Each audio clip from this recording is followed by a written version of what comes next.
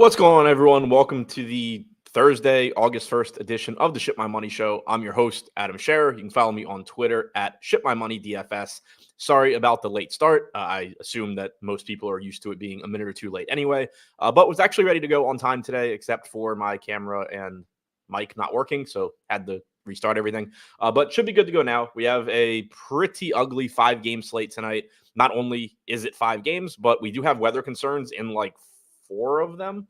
Looks like potential weather issues in Cleveland, in Detroit, in Atlanta, and in Chicago. So nothing that looks right now like a complete washout or anything like that, but definitely a lot of weather that we're going to need to pay attention to, and a relatively high chance that something goes wrong on this slate, considering that 80% of the games have the potential to have something go wrong.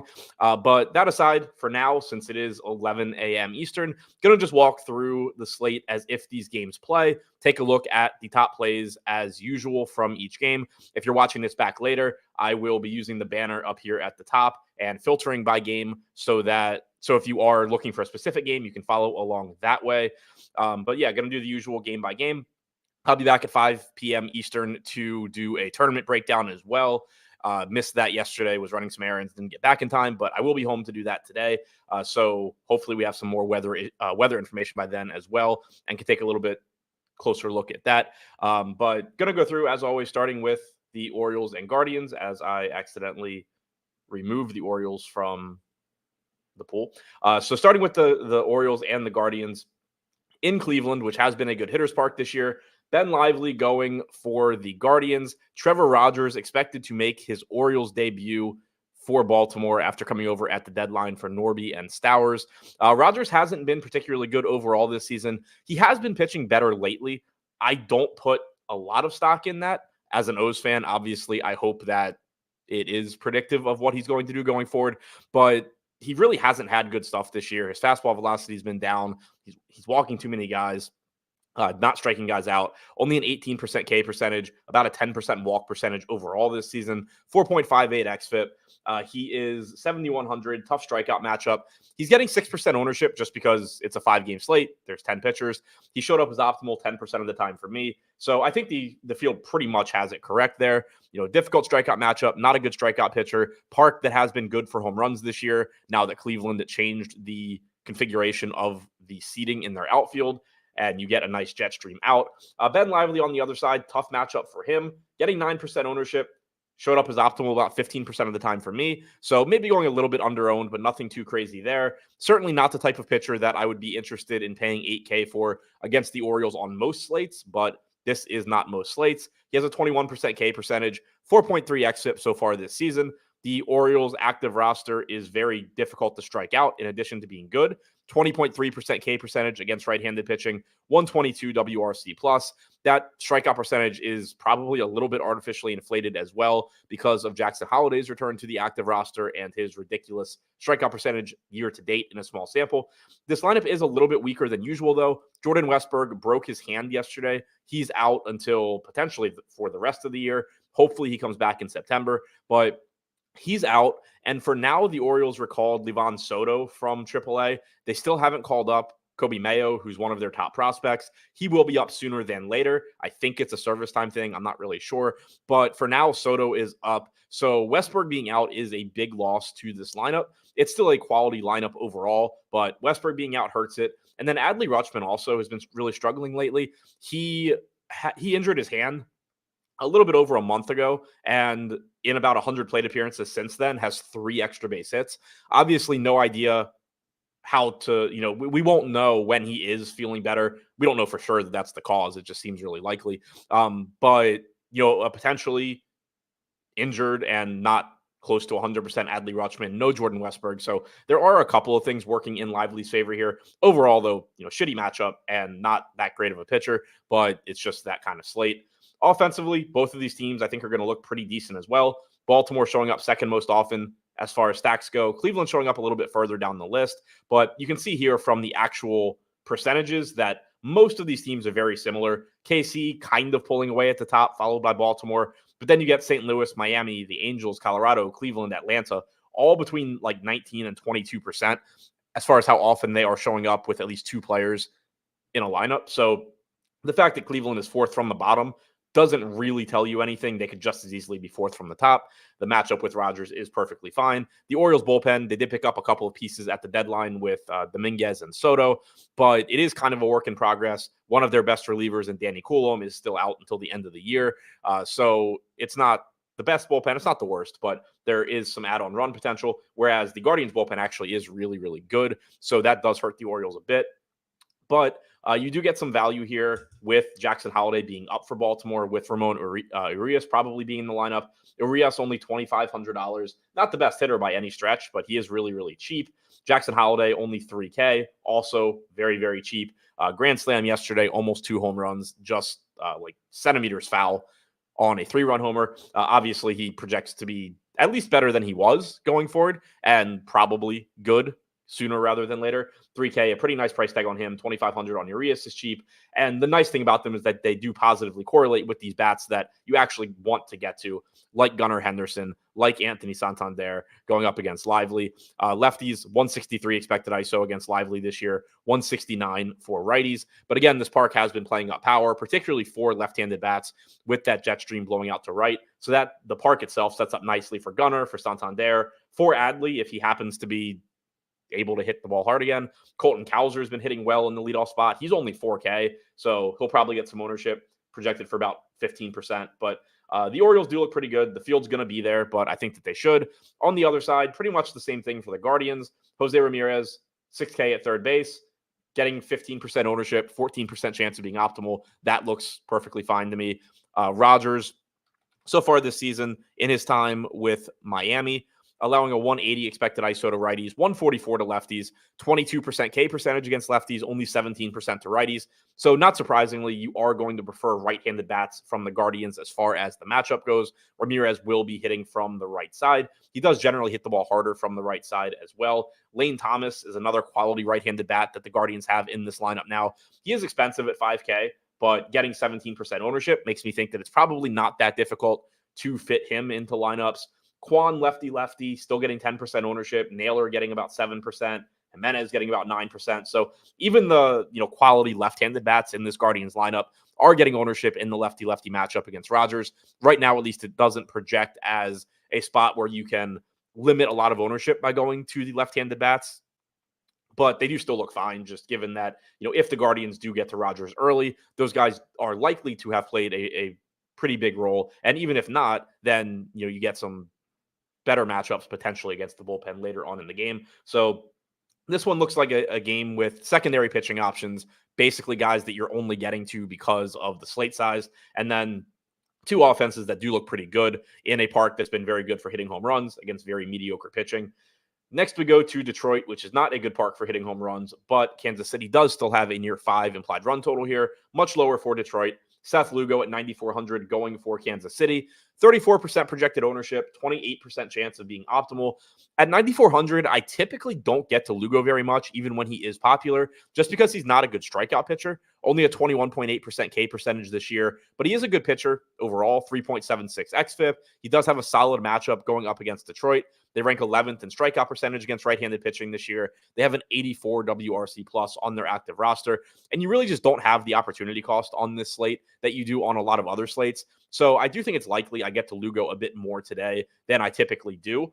I do still think he's going a little bit overowned, but anybody that's watched these shows knows that these expensive pitchers tend to show up as going a little bit overowned. Cheap pitchers tend to show up as going a little bit underowned, but you're talking about one spot in your lineup, and generally I'm not going to be worried about getting to a pitcher that projects really well just because they're a little bit overowned. So I do think I probably get to a bit more Lugo today than I typically do. Keter Montero, tough matchup for him. He is 5,500, so he's getting 10% ownership. He is showing up as optimal about 12% of the time. This is basically another version of Trevor Rogers or Ben Lively. Different price point, but just, if you are paying up for guys, maybe you're trying to pay up for the most expensive bats in that Baltimore-Cleveland game that we talked about. 5,500 on Montero is probably a little bit cheaper than he should be just as a major league pitcher. and the park is good, but the matchup against KC is difficult. They have the sixth lowest strikeout percentage against right-handed pitching this year, 103 WRC plus on their active roster in that split. They are getting a park downgrade, like I said. Kauffman Stadium, not great for hitting home runs, but it is good for everything else offensively. Comerica Park is less good for pretty much everything. So there is that.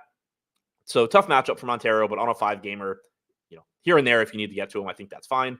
I mentioned it before, but Kansas City looking like the top stack right now. I think that probably is in part driven by the positions that their best players play.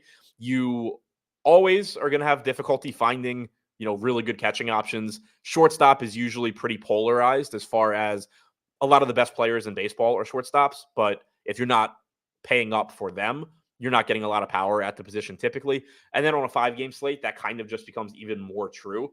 Like on this slate at shortstop, you have Bobby Witt Jr., you have Gunnar Henderson. You don't have a whole lot else that's going to look really good as far as, top end talent or ceilings go. At catcher, Salvador Perez is just head and shoulders going to be better than most. Obviously you have Adley there as well. He may or may not be healthy. And then most other teams just don't have catchers that can hit like Salvador Perez. So I think that's pulling it up a bit. 23% ownership coming into Witt, showing up as optimal 20% of the time. Perez showing up as optimal about 18% of the time, 15% owned. So I think those two are pulling up Kansas City because of the positions they play. And then you also get value. MJ Melendez at 3,100. Michael Massey reasonably priced at 4,200. Isbell, not the most exciting player to get to, but he's very cheap as a part of this stack at 2,900. Garcia, not very good, but does give you stolen base upside, has multi-position eligibility. Renfro's cheap. Pasquantino's affordable. All these guys, or most of these guys, are getting double-digit ownership. Isbell and Garcia falling a little bit shy of that. But the combination of getting a really good shortstop, a really good catcher at relatively weak positions, combined with the value throughout the rest of this lineup is why they look so good as a stack, even though their implied run total is a little bit lower than, say, a team like Baltimore, or as we'll see later, a team like Atlanta. They are just going to look really, really good. On the other side, Detroit was one of the two stacks that is kind of falling off to the bottom. Still about a 10% chance of the optimal lineup having at least 2 Detroit players in it. It's still a small slate. They're still going to get some ownership. You can still get there against a 30 whatever percent owned Seth Lugo. Detroit is a low probability team relative to most other teams on the slate. Lugo is a quality pitcher overall, even though the strikeouts leave something to be desired for his price point. He has given up some power to righties this year. 194 expected ISO, only about a 142 actual ISO allowed. This isn't necessarily the park where you expect that to be realized, but that does exist. Matt Vierling looks okay if he's hitting at the top of the order. Paul DeJong, if you need to like punt shortstop or third base, I guess makes some sense. He's actually projected for a lot of ownership right now. I think that comes down. Probably just a function of weird ownership projections early in the day. Maybe just something to do with the projected lineups not having enough value. DeJong showed up as optimal about 9% of the time for me. So he does look like the best Detroit bat as far as all things considered goes, just because of his price and multi-position eligibility. But if he does actually maintain 17% ownership, that's somebody that even where I'm stacking Detroit, I'd probably like to just kind of skip over him, save the ownership there, get lower owned guys that really aren't any worse than Paul DeJong. So Detroit, I think, is one of those teams where if you're getting to them in tournaments, it's mostly because of the ownership coming into Seth Lugo more than anything. I will be interested to see if I am getting to them in the 5 o'clock show later.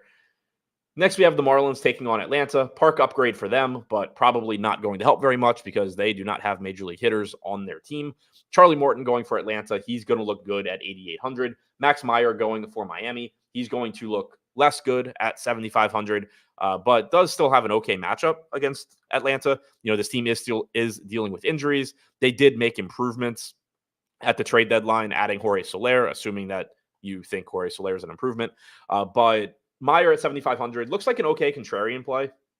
Getting 5% ownership, 12% chance of being optimal. He threw 85 pitches in his most recent start. He went 4 innings. That was his return from either the injured list or the minors. I don't remember. But Miami said he won't have limits going forward. So that's good to know.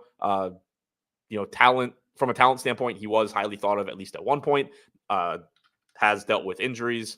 Doesn't project very well here, but it's not, the worst pitcher in the world. Former 3rd overall pick like 4 years ago. 15 starts at AAA this year, 58 innings pitched. He did strike out 27% of hitters, 4.4 FIP. He projects for around the 21 to 22% strikeout percentage in most models going forward. So again, against a weakened Atlanta team, not getting ownership where Atlanta's probably going to be relatively popular. I do understand getting to some low and Meyer. 25.5% K percentage for Atlanta's active roster against right-handed pitching is the second highest in baseball. They have a 94 WRC plus, so I get it, but obviously taking on a lot of risk there as well. Morton on the other side hasn't been great from a strikeout standpoint this year, but he hasn't been terrible either. 23% K percentage, 4.08 xFIP. He's kind of just a guy at this point in his career, but just a guy when it means just a regular major league pitcher is still pretty damn good going up against this Miami Marlins roster. They traded pretty much anybody that could hit at the deadline. They got Connor Norby from the Orioles. They sent him to AAA. They really just don't have offense in this lineup. Their active roster so far this season has not struck out a ton. They are generally an aggressive team early in counts. They rank 23rd in strikeout percentage on their active roster against right-handed pitching. They also have a 76 WRC plus. To put that in context, the Colorado Rockies are at 74. The Chicago White Sox are at 91. So, we joke about the White Sox a lot, but this version of Miami with no Chisholm, with no De La Cruz, with no Bell is an absolute joke of an offense. So 8,800 for Morton is going to look good here. 39% ownership, 30% chance of being optimal. Same things apply that I was just saying about Lugo as far as popular, relatively expensive pitchers and their ownership relative to optimal percentage. But you're not trying to build the optimal lineup in baseball because that is never going to happen. And you can see that I still have Morton showing up as being in the optimal lineup about 30% of the time. So still looks very, very good here. Offensively, Miami's showing up higher than I expected. I think it is just the fact that it's a park upgrade. They are going to be really, really cheap. That's probably driving it a little bit. Jake Berger at 3,500, first base, third base eligible, is getting some ownership, and it looks warranted. Xavier Edwards probably leading off at 4K at shortstop, getting some ownership, and it looks warranted. Jesus Sanchez, 3,400, is really cheap. So I think those guys are pulling it up a little bit. Vidal Brujan showing up some as a value play for me. They are not a high probability play as far as their chances of success, but they are showing up a pretty decent amount in lineups because if you do use them as either mini stacks or even full stacks, what you're able to get around them is going to look really, really good. Like, for example, if you wanted to get the expensive Orioles or the expensive Guardians, you can use cheap Miami to fill in that lineup. And then you're getting negative correlation against Morton. You're getting cheap bats that have some upside if you're talking about Berger or Edwards or Sanchez. And then you're getting, the Orioles that you want, Rutschman, Santander, Henderson, etc., or the Guardians. So in an example like that, I think Miami can make some sense. Just because they are cheap, but they do have one of the more difficult matchups on the slate. They are the worst offense or second worst offense, I guess, behind Colorado on the slate. So not a high probability of them succeeding, but when they do succeed, you're going to have really, really strong builds around them, I think. Atlanta on the other side, going to be pretty popular here going up against Meyer. As I said, just unproven at the major league level. Does have arm talent. He was getting strikeouts at AAA. So, there is that. He projects for 1 to 1.1 home runs per 9 going forward. It is a park downgrade for him in Atlanta. Marcelo Ozuna, Matt Olson, Austin Riley, Jorge Soler. These guys are all reasonably priced. They're relatively expensive, but for the power that those guys have, I don't hate their price tags. You do get some value elsewhere in the lineup. Sean Murphy's really cheap at catcher. He's getting a ton of ownership, and to me, it looks like he's getting a little bit too much. So again, maybe this is a spot where if you're stacking Atlanta, instead of using Sean Murphy and a 14% owned Orlando Arcia as value, maybe you can get to the actual good Atlanta hitters and pair them with Miami or pair them with Detroit or something like that. Maybe take a risk on one of those pitchers in the Baltimore game that's cheaper, or on Montero or something like that. So I do think that on a 5-game slate, thinking about alternative ways to stack a team like Atlanta makes sense, where a large percentage of the field is going to be grabbing 3 of Ozuna, Olson, Riley, Soler, pairing them with 2 of the value pieces, and you're going to have a lot of overlap there. You could get to Atlanta and be somewhat different by not only what other teams and pitchers you pair them with, but maybe by just not having as much of the cheaper value guys from this team that people are going to be using. But overall, Atlanta does look like a good spot here. I think that their value pieces are probably going a little bit over-owned, at least right now.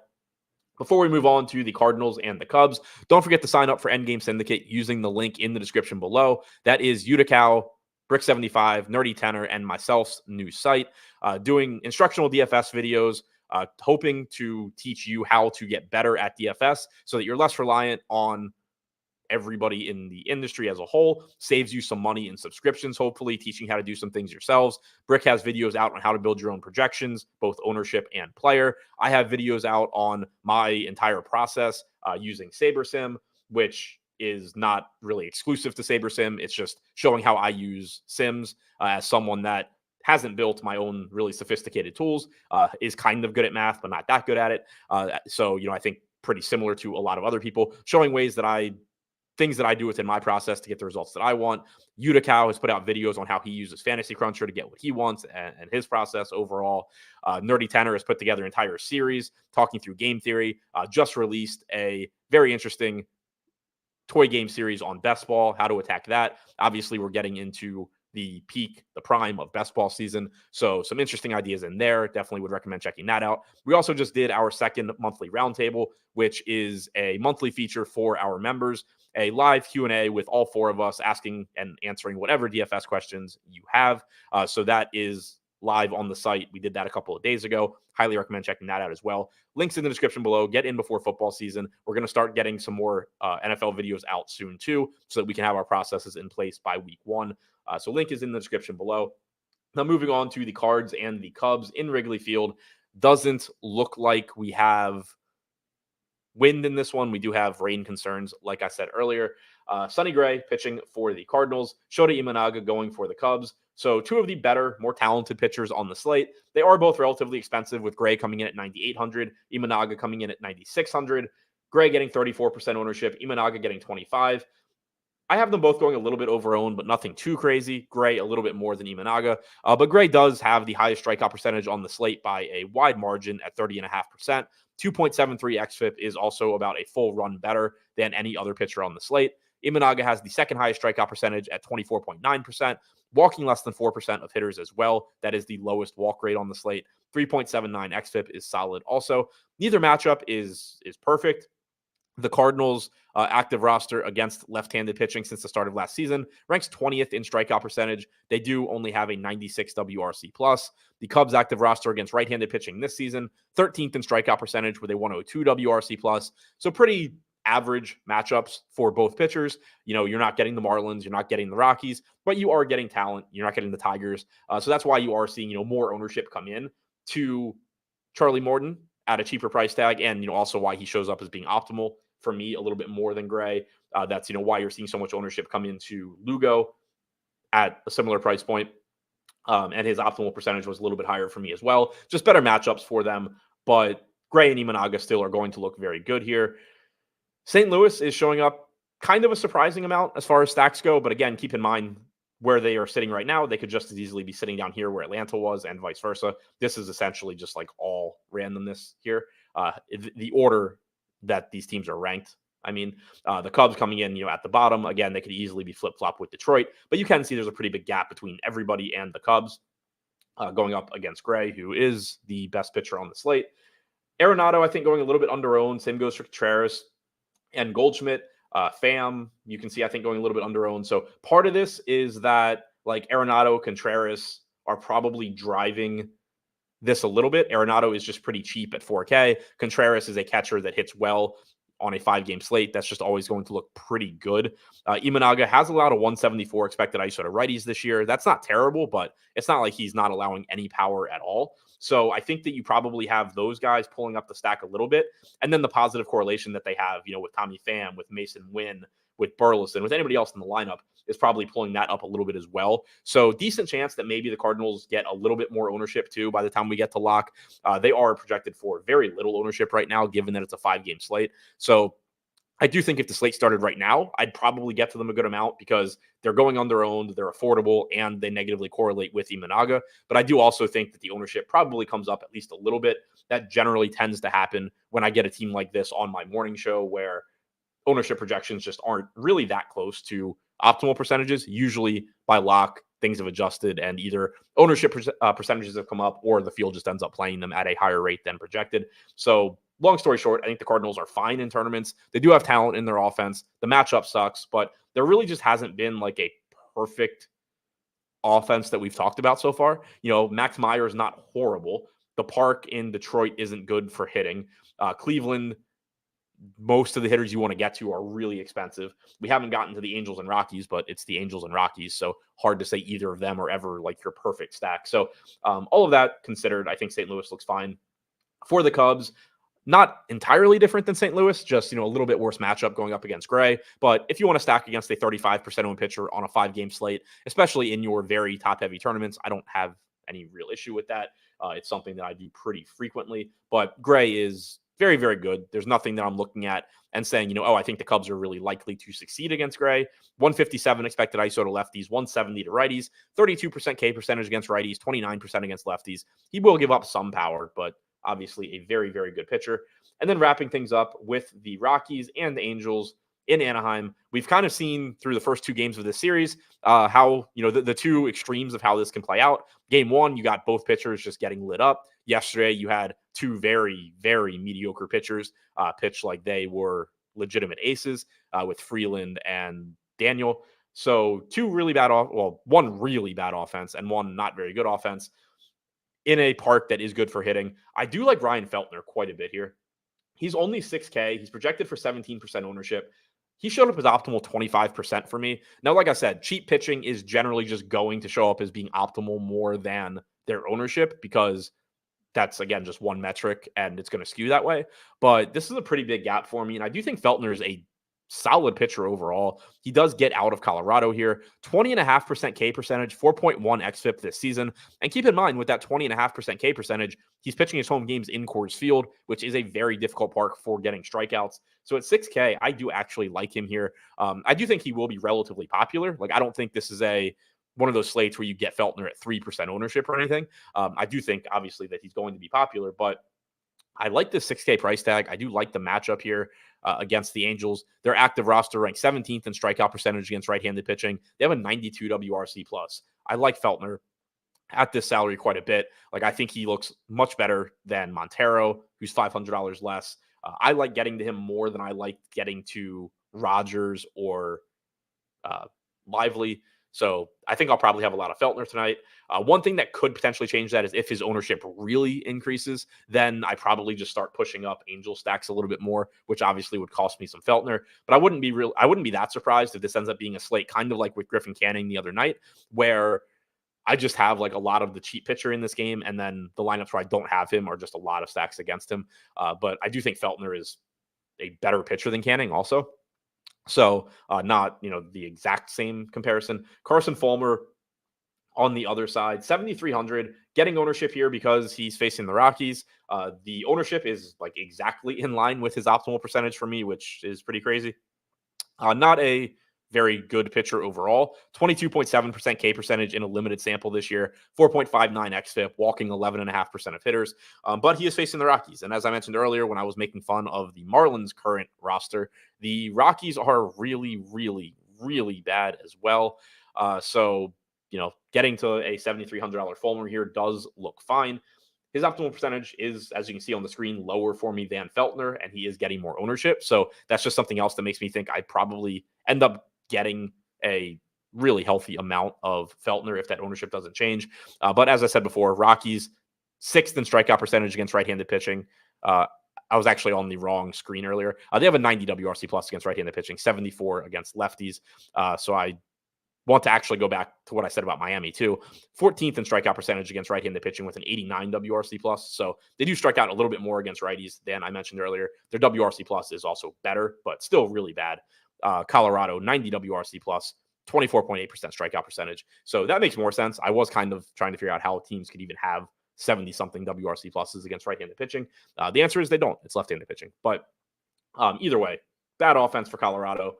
Obviously, not a good pitcher in Fulmer. I think you can go to either side of this matchup, but on a 5-game slate, Fulmer should be getting some ownership. The matchup against Colorado, not that he is any good, but the matchup against Colorado, like, you can't tell me that you're a lot more confident in Ben Lively against the Orioles or Trevor Rogers against the Guardians. And these guys are all, going to get similar ownership. in a similar price range. They're all just kind of guys that on a bigger slate you would have no interest in, but on this one, they make some sense.